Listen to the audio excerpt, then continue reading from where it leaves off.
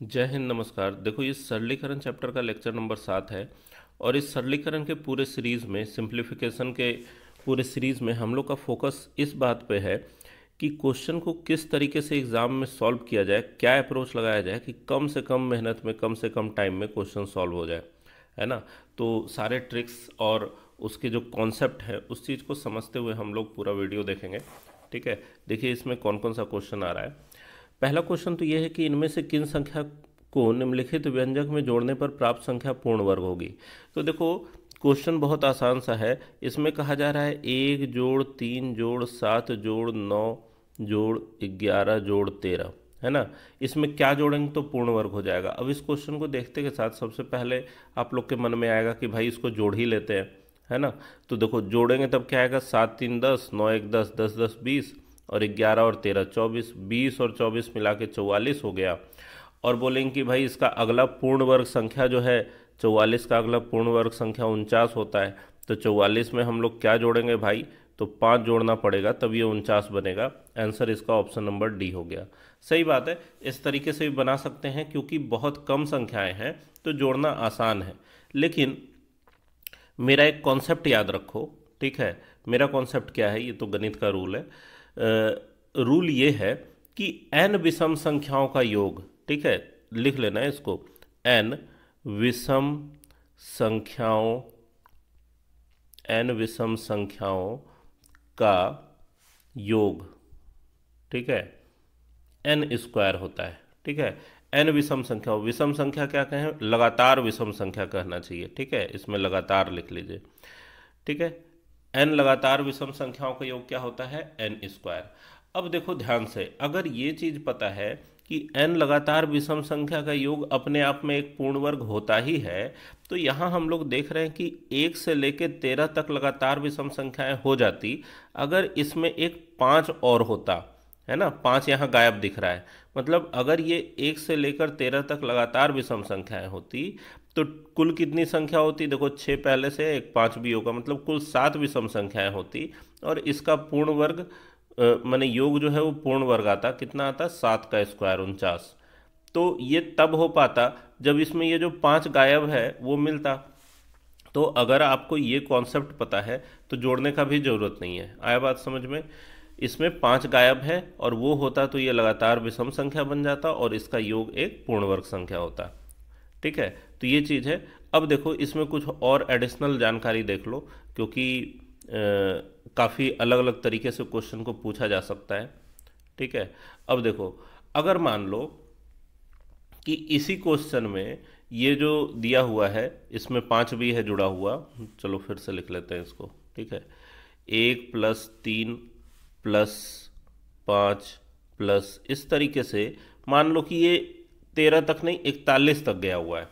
ठीक है, और पूछ दे कि भाई इसका योग कितना होगा, ऐसा भी क्वेश्चन आता है कि 1 से 41 तक की लगातार विषम संख्याओं का योग कितना होगा।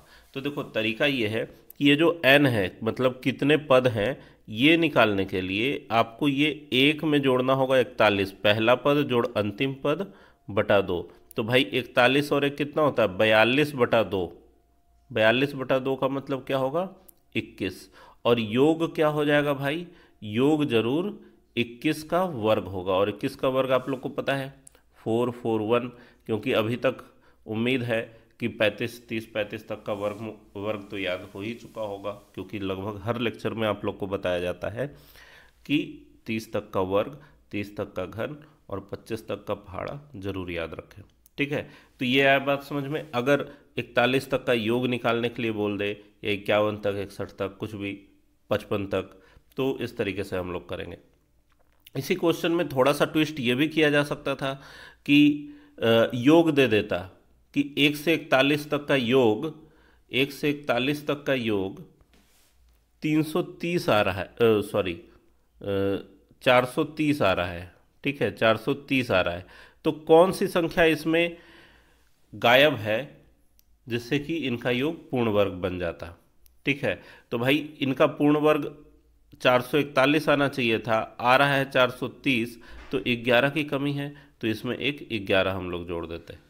ठीक है, तो ये हो गया एक क्वेश्चन। अगला क्वेश्चन देखिए, यदि 1/25 अनुपात 1/x और 1/x अनुपात 1/625 है, तो x का मान निकालना है। देखो अब इसी क्वेश्चन में कोई ये भी कह सकता है कि इसमें देखो x का मान निकालने का बहुत आसान तरीका है कि x बराबर आप लिख सकते हैं 25 का वर्गमूल 5 और 625 का वर्गमूल 125 बराबर गुना होके 25 का वर्गमूल 5 और 625 का वर्गमूल कितना 25, 5 गुना 25 और आंसर 125 आ जाएगा। ये इसका ट्रिक हो गया। लेकिन भाई इसको आप ट्रिक कह तो सकते हैं, लेकिन इसका कॉन्सेप्ट समझना जरूरी है, क्योंकि अगर थोड़ा भी चेंज हुआ तब तो ये लगेगा नहीं। ठीक है, तो ऐसा होता क्यों है इस चीज़ को समझिए। पहला क्वेश्चन इस क्वेश्चन में है 1/25 अनुपात 1/x। देखो अनुपात का मतलब क्या होता है, अनुपात का मतलब होता है भाग। तो इसको आप इस तरीके से समझ सकते हैं कि 1/25 भाग 1/x बराबर 1/x भाग 1/625 है ना। ये बस आप लोग को समझाने के लिए लिखा है, ये आपको लिखना नहीं है एग्ज़ाम में। इसमें करना ये है कि ये जो भाग का चिन्ह है, ये जो भाग का चिन्ह है उसको जब हम लोग गुना में बदलते हैं तो इसके बगल वाला भिन्न उल्टा हो जाता है। तो इसका मतलब ये है 1/25 गुना x/1 बराबर 1/x गुना 625/1 है ना। और क्रॉस मल्टीप्लिकेशन होगा तो x गुना x हो गया x², और इधर 25 से 625 में गुना होगा तो गुना करना नहीं है, बस लिखना है 625 गुना 25। और x का मान निकालने के लिए क्या करना पड़ेगा, रूट अंडर में 625 गुना 25 बराबर 625 का वर्गमूल हो गया 25 और 25 का वर्गमूल 5 गुना होके 125 नजर आएगा। तो आया बात समझ में। ऑप्शन नंबर 20 का आंसर हो गया। ये जो ट्रिक है ये हो क्यों रहा है, तो उसका कारण ये है कि यहाँ पे ये सीधा होके x का मान आ जाता है। ठीक है, तो चलो नेक्स्ट क्वेश्चन देखते हैं। नेक्स्ट क्वेश्चन देखो, इसमें दिया हुआ है यदि x 0 से बड़ा है तो इतना का मान बताएं। अब देखो इसमें भी अगर किसी का ऑब्जर्वेशन क्लियर होगा तो एक लाइन में उत्तर मिल सकता है ना।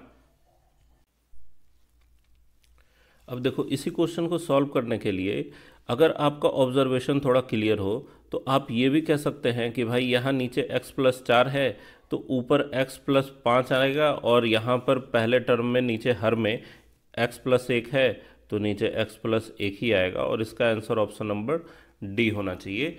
इसको सॉल्व करने के लिए कोई कूद फांद करने का ज़रूरत नहीं है, बस सिंपल आपको दिमाग लगाना है कि देखो पहले तो एक कॉन्सेप्ट समझो कि ये जोड़ करते कैसे हैं। जोड़ क्या है, जैसे मान लो एक में अगर 2/3 जोड़ना है तो एलसीएम वगैरह लेने का जरूरत नहीं है। इसका तरीका ये है 3 गुना 1 करो 3 और जोड़ 2 कितना हो गया 5/3 इसका जोड़ आएगा।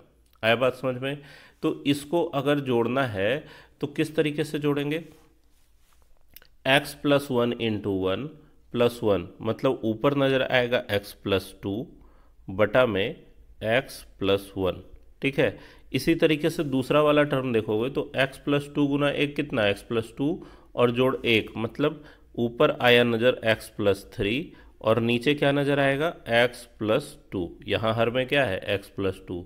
तो ये हम लोग देख रहे हैं कि पहले वाले टर्म का अंश और दूसरे टर्म का हर कट जा रहा है, तो यही कटने वाला प्रोसेस लास्ट तक चलेगा और जो अंतिम पद होगा उसका भी नीचे वाला टर्म कट जाएगा। नहीं देख सकते हैं हम लोग, तीसरे टर्म में आएगा x+4 बटा में x+3, चौथे टर्म में आएगा x+5 बटा में x+4। ठीक है, ये नज़र आएगा x+5 बटा x+4। अब देखो सभी का अंश और बगल वाले टर्म का हर ये कट जा रहा है, तो यहाँ बचा क्या, ऊपर बचा x+5 और नीचे बचा x+1। तो बस इतना सा काम करना है और यही इसका ट्रिक है कि आप सीधे अंतिम पद में सॉल्व करें। x+4 गुना 1 जोड़ 1 मतलब ऊपर नज़र आएगा x+5 और पहले वाले पद का जो हर है x+1 वो उसके नीचे रख देंगे। ठीक है, x+1। तो ये इसका आंसर हो गया ऑप्शन नंबर डी। तो यही है। अब देखो ये एक क्वेश्चन है, इसको भी सॉल्व करना है।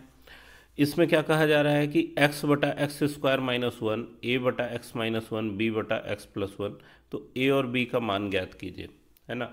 तो इसमें ये देखो बहुत इंपॉर्टेंट, बहुत अच्छा क्वेश्चन है। इसमें देख रहे हैं कि तीन तीन अननोन है, कौन कौन सा, ए, बी और एक्स, तीन अननोन है, इक्वेशन बस एक है, ठीक है। तो इस तरह का क्वेश्चन जो है जिसको आएगा वही बना पाएगा, इसमें कोई ये नहीं है कि आप कैसे भी करके आंसर ला दें, ठीक है। तो इसका कॉन्सेप्ट पता होना चाहिए कि करना क्या है इसमें, तभी ये बन पाएगा। अब देखो इसमें तरीका क्या है इसका, कि इस क्वेश्चन में ध्यान से देखो, यहाँ पर नीचे है एक्स स्क्वायर प्लस वन और इधर है नीचे एक्स माइनस वन और इधर एक्स प्लस वन। तो ये जो नीचे एक्स माइनस वन और एक्स प्लस वन है, ये जब एलसीएम लेंगे तो गुना होगा आपस में, और गुना होके ये भी एक्स स्क्वायर माइनस वन बनेगा, है ना। और इधर भी एक्स स्क्वायर माइनस वन है, और इधर भी इस तरफ भी LCM x square minus one बनेगा। तो एक तरीके से तो ये गायब हो जाएगा कट के, ये बात फील हो रहा है। तो इसमें आपको एग्जाम में क्या लिखना है, इस तरफ है एक्स, एक्स बराबर दूसरी तरफ ए को गुना कीजिए इधर नीचे वाले से, मतलब ए गुना एक्स प्लस वन, है ना, ए गुना एक्स प्लस वन। अगर गुना करके लिख दें तो और अच्छा है।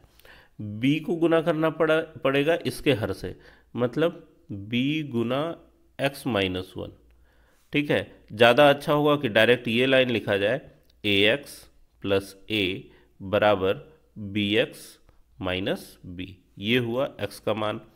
अब ए माइनस बी यहाँ से आ रहा है, यहाँ से ए एक्स प्लस बी एक्स आ रहा है, तो एक्स बराबर हम लोग लिख सकते हैं क्या, अगर एक्स कॉमन ले लें तो ए प्लस बी, और दूसरा वाला हिस्सा में क्या बचेगा, ए माइनस बी प्लस ए माइनस बी।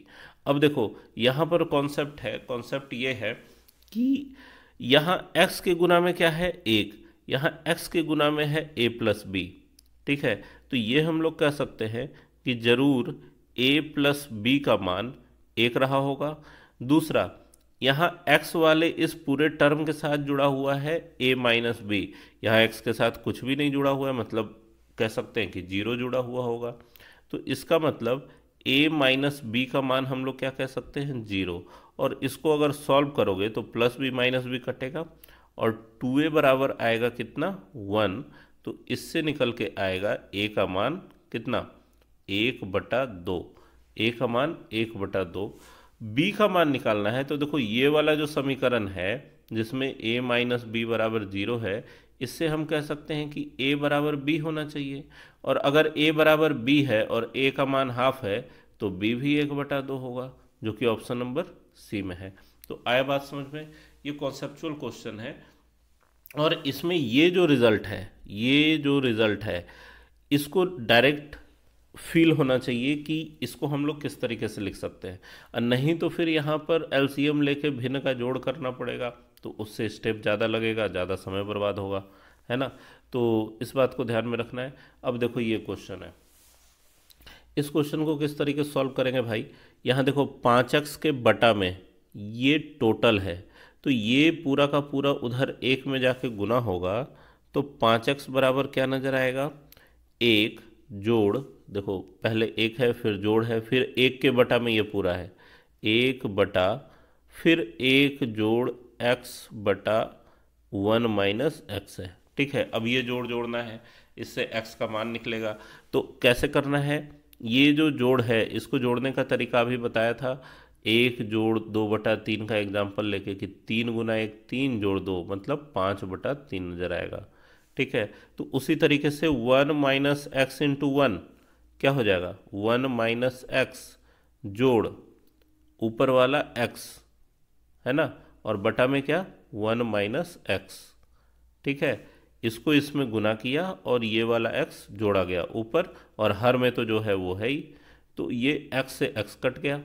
इसका कैलकुलेशन आया कितना, 1/1 घटाओ x, मतलब कि ये नज़र आएगा 1 जोड़ 1 बटा में 1 घटाओ x, ठीक है, नहीं 1 जोड़ 1 बटा में 1/1 घटाओ x, ठीक है। इस पूरे का कैलकुलेशन कितना आया, 1/1 घटाओ x। अब देखो ये बड़ा वाला बटा क्या है, भाग, तो ये जो भिन्न है नीचे भाग में वो उल्टा होके ऊपर चला जाएगा। मतलब कि ये देखो ये 5x बराबर था, तो 5x बराबर नजर आएगा एक जोड़, ये भिन्न अगर सीधा हो जाएगा तो 1 घटाओ x नजर आएगा। और ये -x इस तरफ जाके जुड़ेगा तो 6x बराबर हो जाएगा कितना, 2। तो x का मान निकल के आ रहा है x बराबर 2/6, मतलब कि 1/3। तो ये हुआ इसका concept, option number B answer इसका हुआ। तो उम्मीद है समझ में आ रहा होगा आप लोग को। तो एग्ज़ाम में केवल रटा हुआ ट्रिक काम नहीं करता है, कई जगह कैलकुलेशन के प्रोसेस में आपको शॉर्टकट्स अपनाने पड़ते हैं कि कैसे हम लोग कैलकुलेशन को फास्ट करें। तो इस सारी चीज़ों को सीखते चलना है। और ये सिंप्लीफिकेशन का जो पूरा सीरीज़ है ना, वो इसी चीज़ पर बेस्ड है। इसमें किसी एक चैप्टर के क्वेश्चन नहीं है, हर तरह के क्वेश्चन है। करना कैसे है एग्ज़ाम में ये सब बताया गया है। ठीक है, तो पढ़ते रहिए, मेहनत करते रहिए। मिलते हैं हम लोग नेक्स्ट